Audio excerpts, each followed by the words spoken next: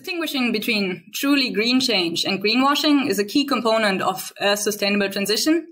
There's plenty shapes of green, and unfortunately we see all of them, but we see also a lot of greenwashing, because naturally the latter is much easier for corporations than the former, which is evident in the current greenwashing pandemic.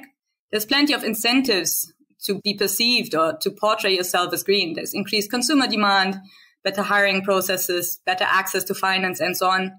But there's usually a cost and effort attached to really driving change and changing your current system. The EU did a check of websites against consumer law to identify greenwashing, and they found that half of green claims lack evidence.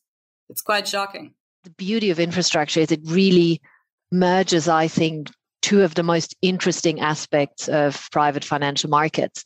That's on the one hand, the control-based toolkit that private equity offers you in terms of being able to influence and drive value creation in a company, because you can apply all of these tools that we have more traditionally applied in private equity, you can apply all of that to infrastructure assets and infrastructure businesses.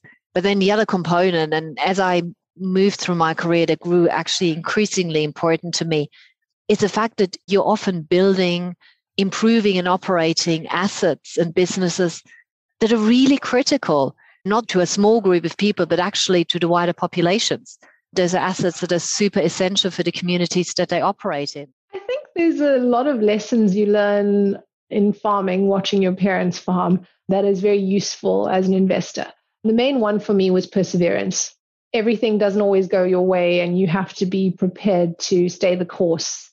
You have to be prepared to take a long enough view on things. And then as risk management, you end up needing to think about diversifying crops. I always say my father had to think about diversifying the number of bulls that he had, because if you only have one bull servicing your whole herd and it dies, you have a problem if you're a dairy farmer. So yes, many lessons. These days I'm spending most of my time on real estate, and in real estate specifically, I'd say allocations are going up.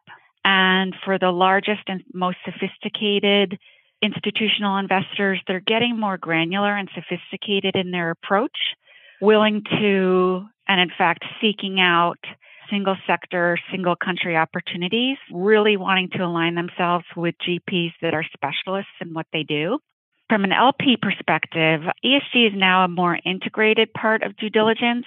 It tends to be more West Coast-based investors, more Canadian investors who have had a stronger commitment to ESG, I think, than other institutional investors in other parts of the country.